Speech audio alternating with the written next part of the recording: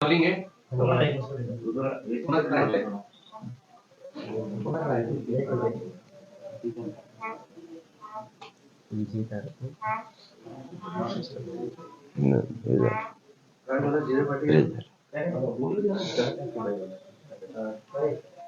पुन्हा लिंक द्यायची हो ते करतो क्रिएट करतो सुरू करू शकतो बोला पाटील साहेब बोला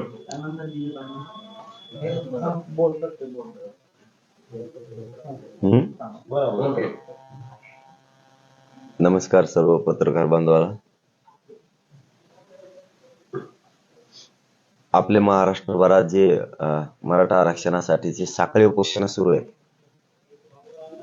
सगळ्या बांधवांना विनंती आहे की सध्या आपल्याला 20 जानेवारीची जाण्याची तयारी करायची असल्यामुळं खूप फोन यायला लागलेत दिवसभर साखळी उपोषणाचं काय म्हणून. तर सगळ्यांना विनंती आहे, आंतरवाली इथलं साखळी उपोषण हे कायमस्वरूपी सुरू राहणार आहे. महाराष्ट्रातले जे साखळी उपोषण आहेत ते सध्याचे स्थगित करावेत सगळ्यांनी, आणि ज्यांना सुरू ठेवायचे त्यांनी ठेवावं, परंतु असं व्हायला नको की आम्हाला सुरू ठेवायचं होतं परंतु सांगण्यात आले, आमच्याकडून सांगण्यात आल्यामुळं आम्ही ते स्थगित केलं. ज्यांना सुरू ठेवायचे ते ठेवू शकता, परंतु महाराष्ट्रातले सगळेच साखळी उपोषण, आमरण उपोषण स्थगित करावे. कारण आपल्याला तयारी करायची मुंबईला 20 जानेवारीला निघण्याची. त्यामुळं हा एक मुद्दा झाला. आणि दुसरा की आंतरवालीतलं मात्र सुरू राहणार आहे. आपल्याला आता सगळी बघण्याची तयारी सुरू झाली. रूट आपला कसा राहणार आहे आंतरवाली ते मुंबई हा सुद्धा फायनल होणार आहे आता. तोही थोड्याच दिवसात तुम्हाला पडेल. तिसरं असं की आपण शक्यता अशी आहे की आपण 6वा दौरा सुद्धा टाकण्याच्या तयारीत आहेत, परंतु बघूया त्याचं मागापुढं होऊ शकतं. होईलच असं नाही, परंतु खूप लोकांचा आग्रह असल्यामुळं एखाद्या दिवशी टाकण्याची शक्यता आहे. आणि सगळ्या मराठा बांधवांना पुन्हा एकदा विनंती की आपल्याला जे स्वयंसेवक लागतायत ती तयारी करा. आपले जे टप्पे कसे पाडायचे, काय करायचे, हे रूट बरोबरच तुम्हाला सगळ्या मराठा बांधवांना सांगण्यात येणार आहे. फक्त विशेष याबरोबर एक सांगायचं आहे की आपल्याला हे आंदोलन खूप मोठं आहे, त्यामुळं आपण आता घरी नाही राहायचं. आता आपण घरी नाही राहायचं. घरी राहून तरी आपण काय करणार? आपल्याला आपले लेकरं मोठे करायचे, त्यांना आरक्षण मिळवून द्यायचे. त्यामुळे आपण घरी राहून तरी काय करणार आहे? त्यामुळे आपल्याला सगळे काम उरकून ठेवा. आपल्याला मुंबईकडे जायचंय, मुंबईकडे कूच करायची, मुंबईकडं आपल्याला धडक मराठ्यांना द्यायची. देशात असा शांततेचा कार्यक्रम देशात कधी झाला नसेल. इतक्या ताकदीनं मराठ्यांनी तयारी करायची, शांततेत जाण्याची. मिळेल त्या वाहनानं ते वाहनं घेऊन यायच्यात. आपल्या त्यामध्ये सगळ्या वस्तू ठेवायच्यात. काय काय वस्तू ठेवायच्यात हे तुम्ही ठरवा. आम्ही सांगणार आहेत तुम्हाला जाहीरपणानं की तुमची टीम मध्ये या गाड्या आणि हे लोक, हा रूट, मुक्कामाची व्यवस्था, जे जे असेल ते सगळं तुम्हाला क्लिअरपणानं सांगितलं जाणार आहे. परंतु तुमच्या डोक्यात जे असेल, काय काय साहित्य सोबत घेतलं पाहिजे, किती दिवसासाठी घेतलं पाहिजे, किती पुरणार आहे, कोणची गाडी घ्यायची, त्या गाडीला छत ठेवणं सुद्धा आवश्यक आहे. जर थंडी असली तर आपल्याला आपल्या गाडीचे रक्षण आपल्यालाच करायचं. आपण आपल्याच गाडीत झोपायचं, किंवा थंडी नसेल तर खाली उतरून झोपू शकतो आपण जिथं व्यवस्था असेल त्या ठिकाणी. आणि नसली व्यवस्था कुठं तरी आपली व्यवस्था आता आपण स्वतः करणार आहेत, हे लक्षात असू द्या. आपली गाडी असेल, आपलं ट्रॅक्टरला छत टाका, पाठीमागच्या ट्रॉली किंवा काय ट्रक असेल, कोणाचं जे जे वाहन असेल, किंवा कोणाचे पिकअप असतील, कोणाचं काय जे असेल त्याच्यामध्ये छत टाका. आपण आताच जर खाली झोपायला आपल्याला कुठं व्यवस्था नसेल तर आपण आपल्याच वाहनामध्ये झोपायचे. पण आंदोलन हे आपल्याला यशस्वी करायचंय. इतक्या शांततेनं चांगली तयारी करायची. परंतु पुन्हा एकदा सांगतो, हे देशातलं शांततेचं प्रचंड मोठं आंदोलन असणार आहे. त्यामुळे हे शांततेत मराठ्यांनी घरी राहायचं नाहीये. आपल्याला सगळ्यांना आपल्या लेकरांना न्याय घेऊन येण्यासाठी जायचं. मात्र हे आंदोलन शक्यतो शेवटचं असणार आहे, शक्यतो. कारण येताना आता आरक्षणच घेऊन यायचंय. म्हणून ताकदीनं सगळ्यांनी तयारी करा. आणि आपल्याला सगळ्यांना मुंबईकडं, आंतरवालीपासून मुंबईपर्यंत सगळ्यांना पायी जायचंय. किती दिवस लागणार आहेत, काय होणार आहेत, हे सगळा आराखडा सगळं नियोजन तुमच्याकडे ठेवलं जाणार आहे. रोड कोणत्या मार्गे जायचं हेही तुम्हाला सांगितलं जाणार आहे.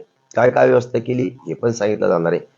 त्यामुळं आपण सगळ्यांनी तयारी लागावं स्वतःच्या मुलासाठी. मला खूप काही असे फोन आले की आम्ही पण येणार आहे आणि आम्ही यावं का नाही यावं, काही नाही असं आम्ही मागचं सांभाळावं का पुढचं सांभाळावं.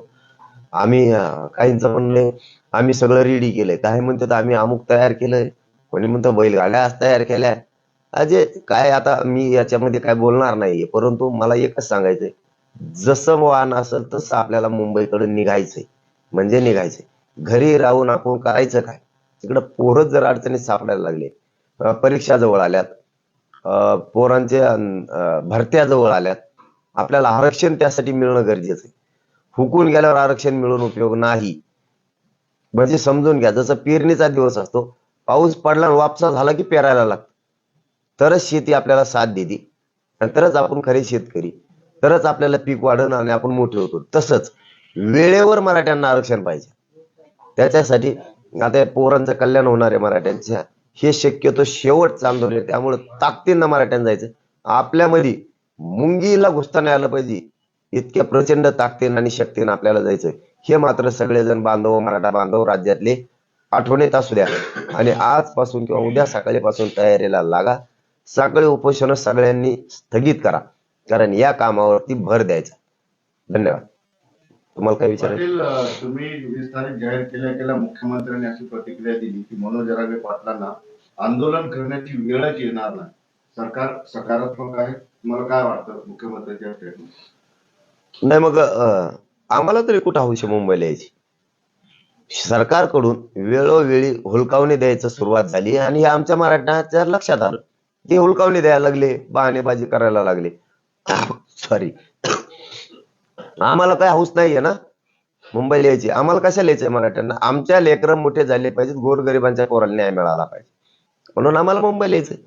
मुख्यमंत्र्यांच्या बोलण्यामुळं तुम्हाला वाटतं की सरकार 20 तारखेपर्यंत काही नाही हालचाल करेल? नाही, ते आता नाही माहित दादा आम्हाला. इथून मग आम्ही खूप बोललो, खूप ही केलं, खूप काय केलं. आता आम्हाला मात्र आरक्षण घ्यायचंय, म्हणून तर आता आमच्या लक्षात आलं. आता मुंबईकडे मराठ्यांनी कूच केल्याशिवाय पर्याय नाही.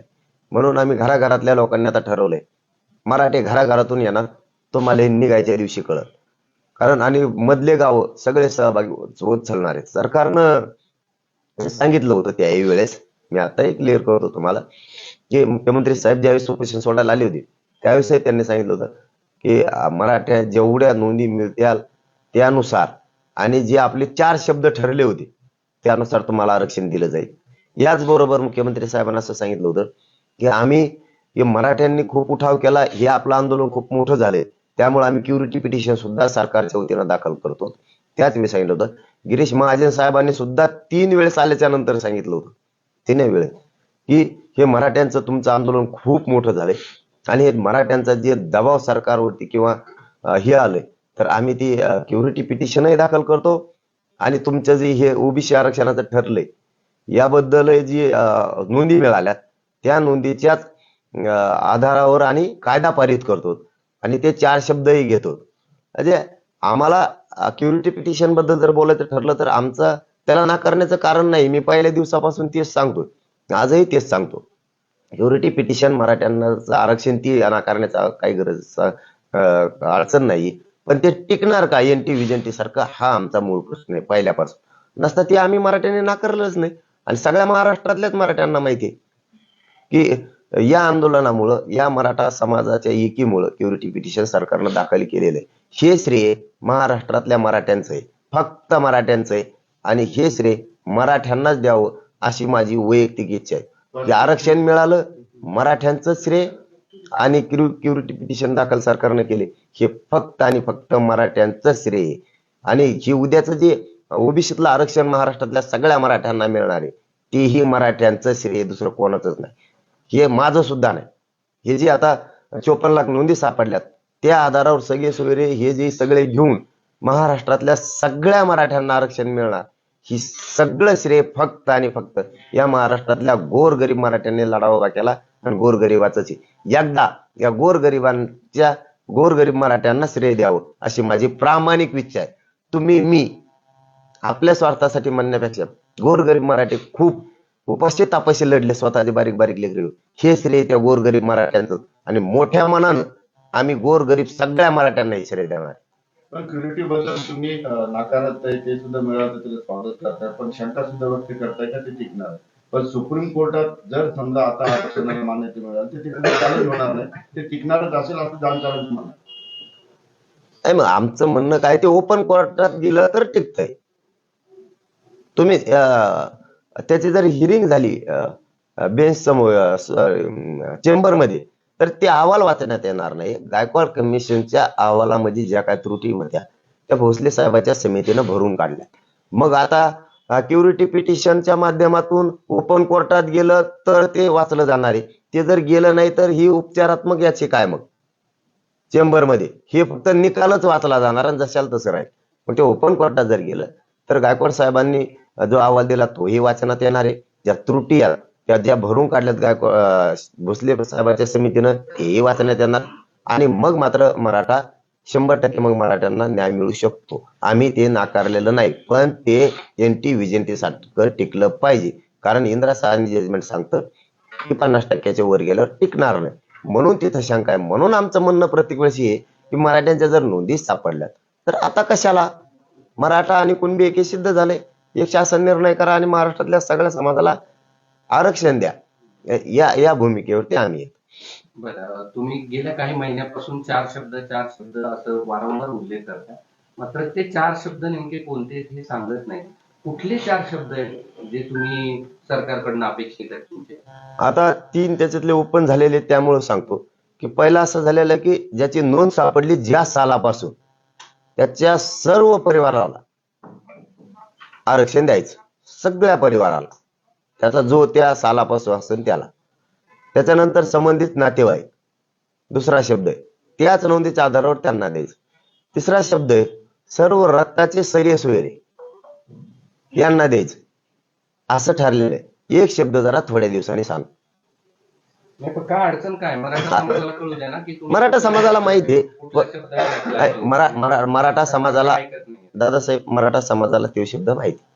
तर काहींना थोडं खूप दुखत, त्याच्यामुळं ते थोडस हे करतो, त्यांचं खूप दुख होतं. मराठ्याच्या बाबतीत काय असलं की दुखत. मानस दानवे असे म्हणाले की ओबीसीतून आरक्षणामधून वाट्याला काहीच येणार नाही. आता कसं काय येणार नाही आम्हाला? आता 54 लाख लोकांनी ते घेतलंय आतापर्यंत. गोरगरिबाचं कल्याण झालं. आता त्यांचा परिवार ऍड करायचा राहिला, लाभ घ्यायचा. 2 कोटी पर्यंत तर नुसते त्या 54 लाखावर मराठी जाणार आहे. त्या 54 लाख नोंदीवरच फक्त 2 कोटी मराठ्यांपर्यंत तिथपर्यंतच मिळत. त्यांचा एकूण हिशोब जर लावला, आता एका नोंदीवरती जालन्यात 70 लोकांना लाभ मिळाला एका, त्याच्या परिवारात तेवढे लोक निघाले. मग असे सगळ्यांचे कोणाचे 50 निघतील, कोणाचे 20 निघतील, कोणाचे 2च निघतील, कोणाचे 300-400 सुद्धा निघतील ना. त्याचा आता आकडा जोडता येत नाहीये, ह्यो प्रॉब्लेम आमचा. आता एक बोलताना मोगाशी निवेदन करताना एक माझ्याकडून राहून गेलं. ते एक महत्वाचं मुख्यमंत्री साहेब एकनाथ शिंदे साहेबांना, उपमुख्यमंत्री फडणवीस साहेबांना एक विनंती आहे की जे 2 दिवसापासून मागासवर्ग आयोगाने काम सुरू केले त्यांना थोडं स्पीडनं ते काम वाढवायला लावा. कारण अगोदर सांगितलं होतं मुख्यमंत्री साहेबांना की या 2 दिवसातच मागासवर्ग आयोग काम करायला सुरू करत, त्या म्हणलेल्या शब्दाप्रमाणे त्यांनी ते सुरू केले. आणि मराठा समाज सुद्धा बघतोय ओबीसी आयोगानं काम सुरू केलं यात काय नाही, पण थोडस त्यांनी स्पीडनं करावं. कारण परत मागच्या सारखं होऊ नये, त्या समितीसारखं की काम केलं आणि काहींनी केलं नाही, मग वेळच नाही मिळाला, आणखीनच द्या, ह्या भानगडीत पडू नका. याचबरोबर आमचा महत्वाचा एक दुसरा विषय राहिलाय की या मंगळवार बुधवार पर्यंत समिती मराठवाड्यात पुन्हा काम करेल, शिंदे साहेबांची समिती. कारण नोंदी शोधण्यासाठी हैदराबाद संस्थांमधून सुद्धा निजामकालीन नोंदी आणण्यासाठी तातडीनं काम करत. मला वाटतं ती उद्यापासून किंवा परवापासून अभ्यासक जास्तीचे जे त्यांना युद्ध पातळीवर काम करायला लावा. कारण इथं लाखांना नोंदी आहेत मराठवाड्यात पण, परंतु काही अधिकाऱ्यांना जातीय भेद केल्यामुळं त्याने निरंक म्हणून अहवाल दिलेला आहे. समितीनं स्वतःहून अभ्यासक घेऊन प्रत्येक जिल्ह्यात मराठवाड्यातले हे पिंजून काढायला लावा. प्रचंड नोंदी सापडतील. आणि हैदराबाद संस्थांमधून ज्या निजामकालीन नोंदी आहेत त्या आणण्यासाठी सुद्धा समिती आणखीन गेलेली नाही. या बुधवारच्या आत त्यांनी जावं आणि ते काम सुरू करावं समितीनं पुन्हा एकदा. लाखानं नोंदी आणखीन सापडणार आहेत. मराठवाड्यासह पुन्हा राज्यात सुद्धा समितीनं नोंदी शोधायचं काम करावं. पाटील, नोंदीबद्दलच प्रश्न एकच सांगतो की नोंदी सापडतात, मात्र आता एजंट सुद्धा राज्यभर सक्रिय झालेले आहेत अधिकाऱ्यांच्या संगनमताने. ज्या ठिकाणी नोंदी सापडत नाहीत त्या नोंदी सापडल्यात. मराठा बांधवांकडून लाखोनी पैसा घेऊन नोंदी देतो अशा पद्धतीचे एजंट सुद्धा आता त्याचं जाळं तयार झालंय. सरकारने त्याला कसा आवार घालावा आणि फुकटात हे प्रमाणपत्र मराठ्यांना मिळावं कसं? हे प्रमाणपत्र फुकट फ्री मराठ्यांना मिळणार आहे. ज्यांच्या नोंदी सापडल्या त्यांना कसलाच प्रॉब्लेम येणार नाही. आली तर कलेक्टरांकडे तक्रार स्वतः करा की ही माझी नोंद आहे, या नोंदीसाठी अमुक अधिकारी पैसे मागतोय.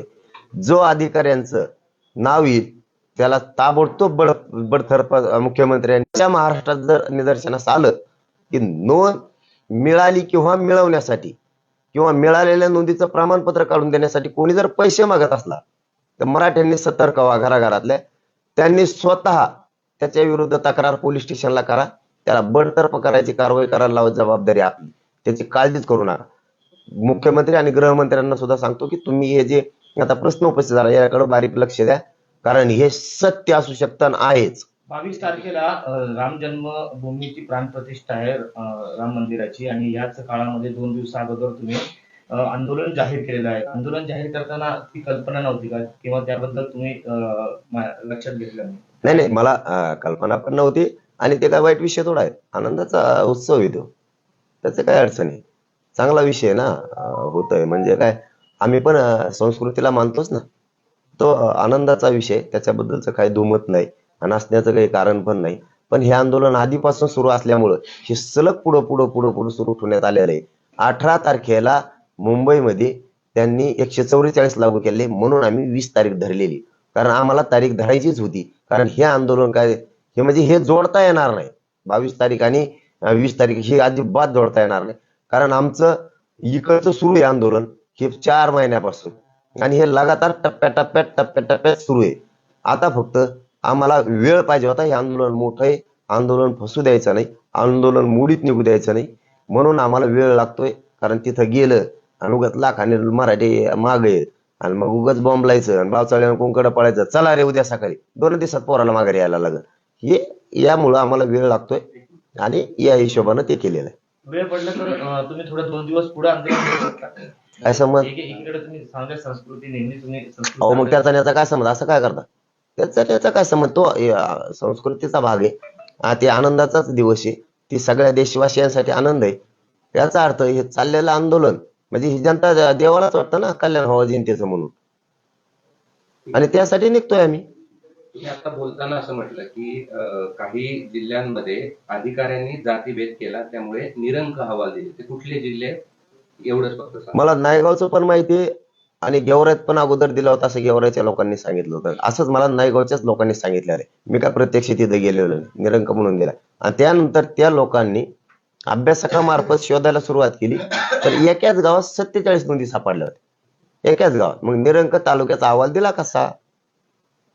गेवराईत पण असंच झालं होतं. अगोदर लेखी अहवाल आहे गेवराईचा. तर मला तिथल्या कार्यकर्त्यांनी सांगितलं होतं वेळेप्रसंगी मी त्याला उभा करू शकतो की यांनी निरंक म्हणून अहवाल दिला. त्याच्यानंतर जवळपास 64 गावात नोंदी सापडल्या. असे खूप प्रकार झालेले आहेत राज्यात. मुंबईच्या आझाद मैदानावर जरांगे उपोषण करण्यावर ठाम आहेत, तर आरक्षण देण्यासाठी सरकार पूर्ण शक्तीने काम करते असं उपमुख्यमंत्री देवेंद्र फडणवीस म्हणाले. नाही, तुम्ही काम करताय, आम्ही आमचं काम करतोय. आम्ही काय काम नाही करीत काय? आमचं काम चालूच आहे. निघायला मुंबईला कडं आणि आझाद मैदान, शिवाजी पार्क, बरीच मैदानं लागणार आहेत आम्हाला. बघणं चालू आहे. आमच्या सगळ्या टीमा कामाला लागलेल्या. कोणाला माहित आहे नाही माहित नाही आम्हाला. आमच्या सगळ्या टीमा कामाला लागलेल्या आहेत. घोषणा झाली की दुसऱ्या दिवशी सकाळपासून. मनोज पाटीलांनी थोडंसं संयमानं घ्यावं असं स्वतः शंभूराजे पाटील बोलतात, शंभूराज देसाई बोलतात. मग संयमानच चालू आहे. आम्ही कुठं काय केलंय? संयमानच चालू आहे. तुम्हीच आम्हाला लवकर न्याय देणार म्हणून जनतेला तुम्ही वेटीच नका धरू. आमची तुम्हाला विनंती, किती दिवस या समाजानं दशक फक्त आंदोलनच करायची आणि पोरं बरबाद व्हायला लागले. किती दिवस आता आम्ही संयम धरायचा?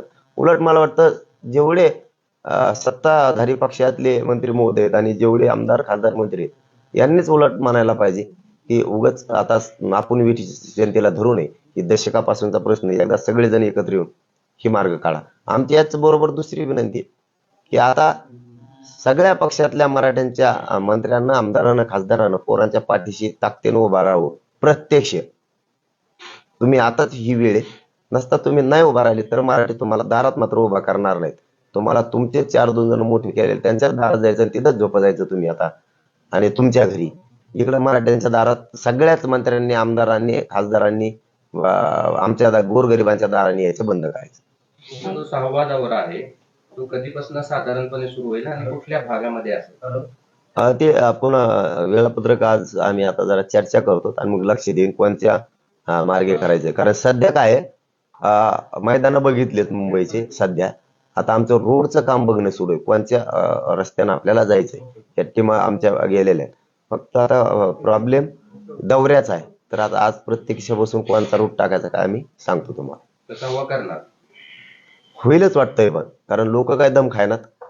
एखाद्या वेळेस मध्ये वेळ आहे तर होईल. आणि मलाही समाजात जाऊन जनजागृती करणं, त्यांचा आशीर्वाद घेणं गरजेचं आहे. त्यामुळे मी जातो. मुंबईमध्ये सभा का त्याच्या आधी सभा होती? हा, काहींनी मुंबईला जायचा निर्णय घेतलाय, पण काहींनी ह्यो सुद्धा निर्णय घेतलाय की महिलांचं नाव मुलाच्या पुढं लावा, मुलगा आई आणि वडील लावा, असंही काहींनी म्हणलंय काल. पण काहींना हे लक्षात आहे ना की आईची जात लावा म्हणतं तर काय दुखत आहे. मुलाच्या समोर आईचं नाव लावा काही जण म्हणतात, कालच म्हणलेत काही जण. तर तुम्हाला सगळ्या विकटा दिसतात. पण कोण असणार सांगा ना, आपण असं नाही, आता नाव कशाला, मराठा समाजाच्या लक्षात आलंय आमच्या विरोधात कोण कोण मोहीम राबवतंय, मराठ्यांना आरक्षण मिळू नये म्हणून कोण कोण मोहिमा राबवतंय हे मराठ्यांना माहिती आहे. आणि जे जे माहित नाहीत ते नाव मी सांगणारच आहे मराठ्यांना. सॉरी, कोण कोण सहभागी होणार नाहीत, मराठ्यांच्या पोराच्या पाठीशी उभा राहणार नाहीत हेही माहिती आहे.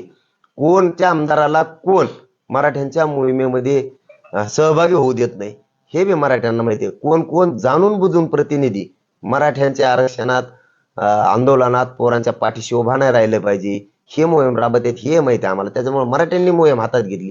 कोणालाच माहित नाही रस्ते बघायला आमच्या टीमा गेल्यात म्हणून.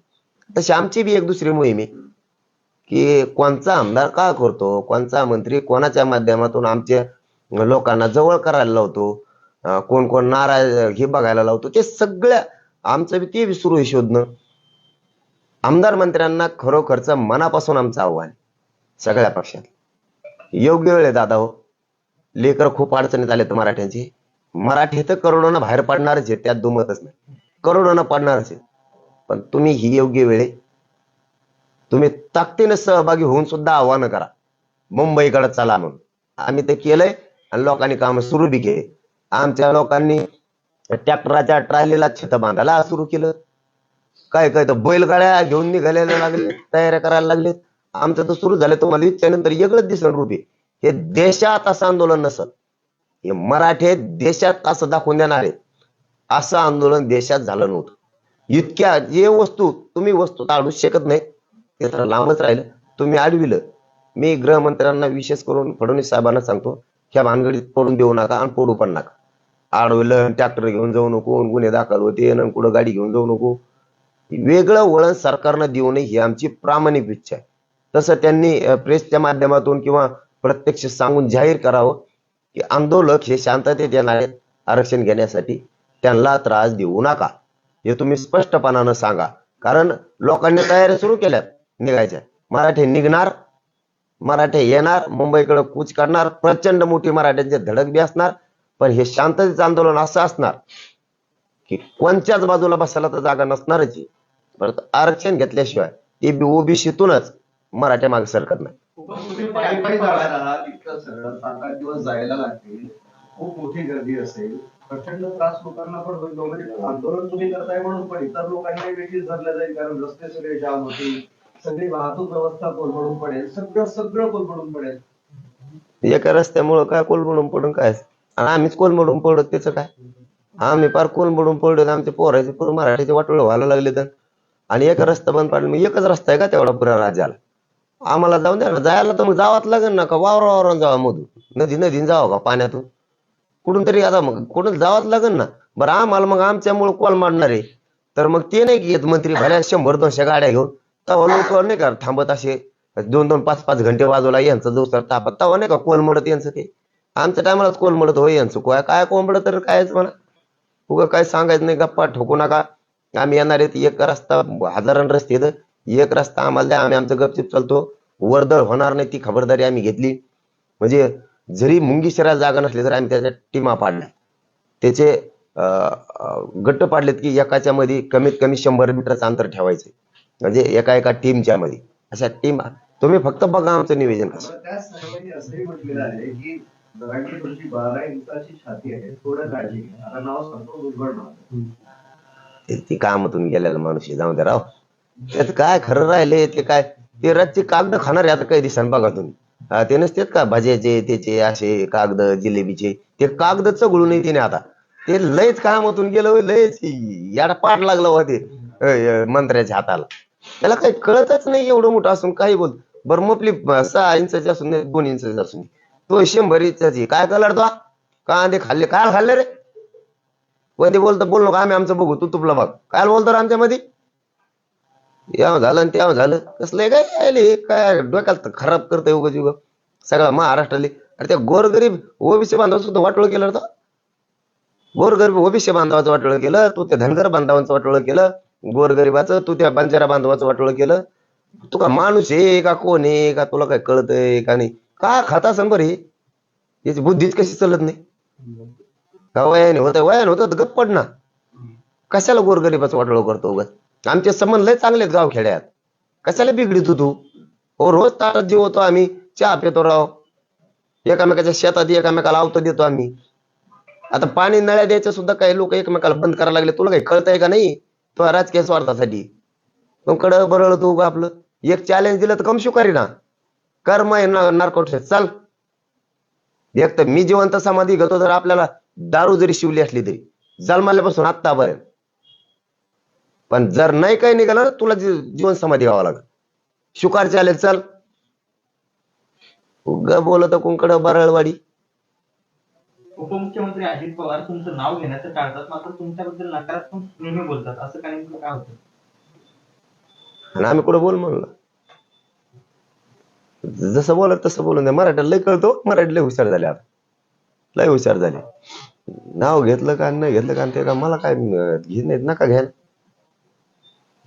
आमचं चाललंय दणका आरक्षण घेऊन येणार मराठी आम्ही जाणार बी तुम्हाला सांगतो ह्यो उत्साह हे उत्सव याला उत्सव नाव देऊ थोडक्यात आपण ही उत्सव असा राहणार आहे की लोकांना चालताना सुद्धा वाटणार नाहीये ते आपण चालतोय एवढ्या स्कीम आम्ही त्याच्यात वस्तू ही घेणार आहेत आम्ही हसत खेळत आनंदात जाणार आहेत मुंबईपर्यंत सगळे आमचे पारंपरिक जेवढे तेवढं आम्ही सोबत घेणार आहेत पारंपरिक वाद्य खेळ आम्ही इतके हसत खेळत जाणार आहेत वारकऱ्यांचं सगळं साहित्य की हे कवाशी कुंकळ पोहोचले इतका आनंदाचा उत्सव राहणार आहे पायी चालताना 20 जानेवारी ते मुंबईपर्यंतचा की लोकांना वाटणार सुद्धा नाही आपण चाललोत म्हणून इतकं हसत खेळत आनंदात आम्ही चालणार आहेत फक्त आम्हाला एक 10-20 हजारांच्या टीमा पाडायला लागणार आहेत 30-30 हजाराचे तुकडे पाडायला लागणार आहेत आम्ही ते ओके नियोजन करतो त्याची काय काळजी नाही चला धन्यवाद तिसरा